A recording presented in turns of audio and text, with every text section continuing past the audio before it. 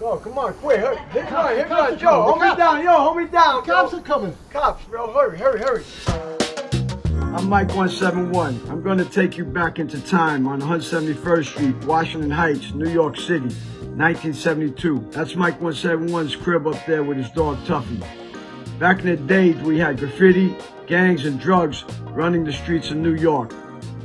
Over on Washington Heights on 171st Street is the mecca of all things that happened.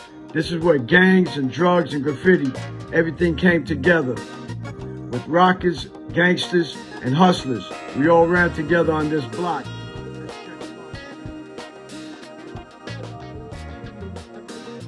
Mr. Drew, my man. Nice to meet you. All time I met you in life. How you doing? God bless. Good to see you, good to see you. Mike 171 was one of the first kids in New York to spray paint his name onto walls in funky styles, starting the urban art movement we call today graffiti. Growing up in a tough city, graffiti was a way for him to connect with other kids and stay out of trouble. Mike 171 was raised on 171st Street in Washington Heights, a neighborhood at the northern tip of Manhattan that is called the Mecca of graffiti. Together with other pioneers like SJK 171, who you're about to meet, Mike spray painted subway cars and inspired other kids to start tagging their names on walls. Nowadays, Mike holds educational workshops, hosts artist talks, and gives back to his local community in Queens. I met him earlier at his home where he has a crazy rooftop filled with graffiti that celebrates the history and impact of this unique urban art style. In the summer, towards the beginning of summer '68, that's when we started. This movement was made by kids, for kids.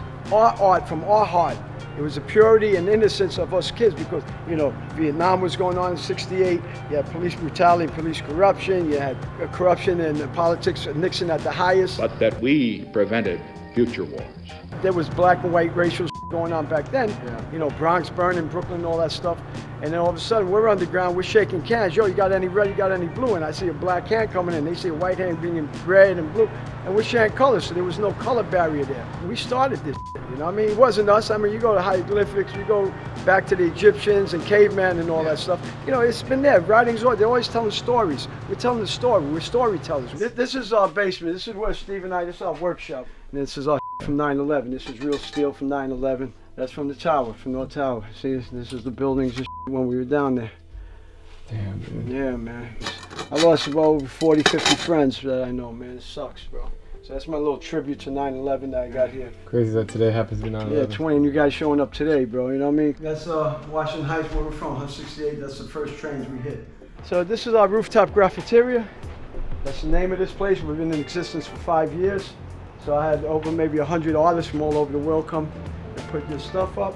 This guy's North from London. As he's painting, he's looking at the bridge over there. And he put the bridge there. So, outline of the city. This Kiwi, he's from Latvia. This guy's from London. This lady over here is Shiro, she's from Japan. It's like the UN in here, man. This guy is Delicious Brains from Sweden. His name is Tom. This is Patrick Kane. His name is Kane. He's out of Denver. How do you find these people? Or They find me. They find me, man. So it's all good. This is Mr. June. He's from Rotterdam. His thing is like 3D. He's an architect, so he does a lot of work when he does buildings. When I was in the Navy, I was on the USS Forstall, CVA 59, 1974-75, during the Vietnam era. And so what happened when I was there, 18 years old, we did a 6-month med tour overseas. And when I was on watch, 3 guys came up with a blanket, threw it on me, and tried to throw me overboard while I was on watch. But I was plugged into the wall, and I wrapped myself around the 5 cables while they were trying to throw me over. I was only 18 years old. Because I'm White Mike from New York, hanging out with Spanish and black guys. And it was fully like KKK, Southern guys from down south, and they want to get rid of me. Some guy was selling acid, LSD, real quick. They put it in the coffee. I was selling this, distributing also with the guys. These guys took off, they started tripping on acid. As they went up, they were hallucinating. They had sent chasers up to bring these guys down. And everyone pointed, White Mike from New York. Now I'm 18 years old, I'm being charged with 4 counts of felony charges, mutiny on the ship, all types of stuff. I can't even think of the things that they said. They gave me a discharge, honorable general under honorable in 1975, because 1976 President Ford was getting on here for the 200th anniversary, the bicentennial, and coming to New York. So they gave like 200-300 guys discharges, and we got off. So I just want to share that with you because that was a big turning point in my life. So then what happened, Trans, the guy who does all these faces, he did this for me. He blessed me with Michael 71, True York, True York City. And this is where they gave me the ghetto pope, because I bring the message of hope. We're the ones that originated the graffiti movement between Tacky 183, myself, SJK 171, Jack Star, Henry 161. We're the boys from the Heights. We're the guys that took it to the next level, that brought it out into public. We're the first ones to be in the newspapers. We're the first ones to be in galleries. We're the first ones to get our things on TV, on the news and stuff. Why do you think graffiti is so important to influence the world? Your eye catches things. So when people were going to work back then, it was just, you had your hat and coat and newspaper under your arms. You had your horse blinders on. You went from point A to point B. So while you're in the subway, all you saw was the trains going by. Now you saw colors coming out. It was like a sleeping dragon coming out. And it was a mobile gallery for people. That's what we felt. Putting our names from tagging to incorporating colors, squiggly lines, clouds, eyes, arrows pointing at stuff. This is all stuff that was in it from 12 to 15, from 68 to 71, 72. That's where everybody came together in all 5 boroughs. Then from there, 10 years later, it went over to Europe. Because they didn't really get that till like late 70s to the 80s. It's like we're space travelers, man. We've been here. It's the same old SOS. We've been here in the 70s. What we went through in the 70s, and we went through here in 2020 with the police and everything, Black Lives Matters, all that stuff. It was the same thing, it's just a different date. I'm still that little 12, 14-year-old kid inside me. I just turned 66, but I still have that flame and fire and desire to go out there and put my name on things, bro. With or without your permission. Have you had any legal problems? No, never. One time we got for stealing the paint, but the judge threw it out, you know what I mean? He threw it out. We had 2 shopping bags of paint. Said, where's the receipt? We didn't have no receipt. The owner couldn't say it was his. And that's the only time I ever got caught. And that's that. You can barely breathe in here with all of the paint smells coming off of the wall. It's pretty bizarre. It like gives you a headache when you just walking in this room. Is it kind of a meditative experience for you? Yeah, it's like an LA. I feel I'm outside myself. It's transporting me into that child I used to be when I was out there, How long has that taken you? 2 hours? It's very impressive.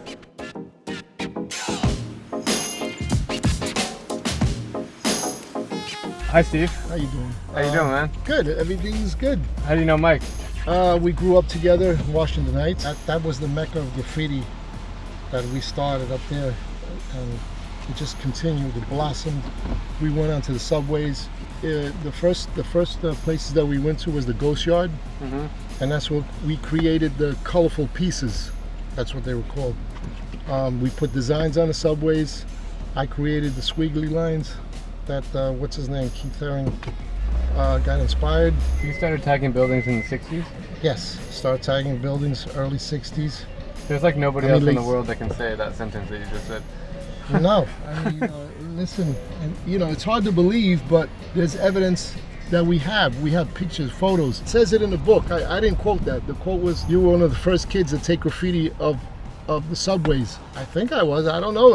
By the pictures, they investigated and stuff like that. Said, yeah, you're the first kid. I said, wow, thank you very much. Thank you very much. A lot of kids that want to get into the art world probably can't get in it because they don't have classes at their schools. They have to go to specialized, like a high school, to go do art. Mike, what is this place we're at now? This is called Radio Park. You had a studio over here. We used to play music. We brought the arts in. The guys put all the stuff over here. You could probably do that blindfolded by now. Yeah, bro. Because you're in the dark. You're in the tunnel, so you don't know. You just go with the flow. Hit a spot. You got a spot. Hit the wall. Hit this. Hit this. Look at this tag team. No, come on. Wait, hurry. Hit Joe, hold me down. Yo, hold me down. Cops are coming. Cops, bro. Hurry. Cops are coming, man. Yo, Keep your eye out. go on, keep an eye out. The boat. How's that feel? Like a kid, bro. Get me over. Come on, hurry. Come on. Graffiti started here, but most important because that evolved into artwork all over the world. This is New York City, USA, baby, right here. Spraying all the way, spraying our names to the frame. Take the guns and drugs out of your hands, put music and art from your heart, and live your life. That's what you're intended to do. Common unity. The word is unity, common unity. Bringing the community together. Love art, promote it, especially the kids. They need to know about art because you got a lot of artists out there, and a lot of great kids can do a lot of wonderful things with art. Get involved.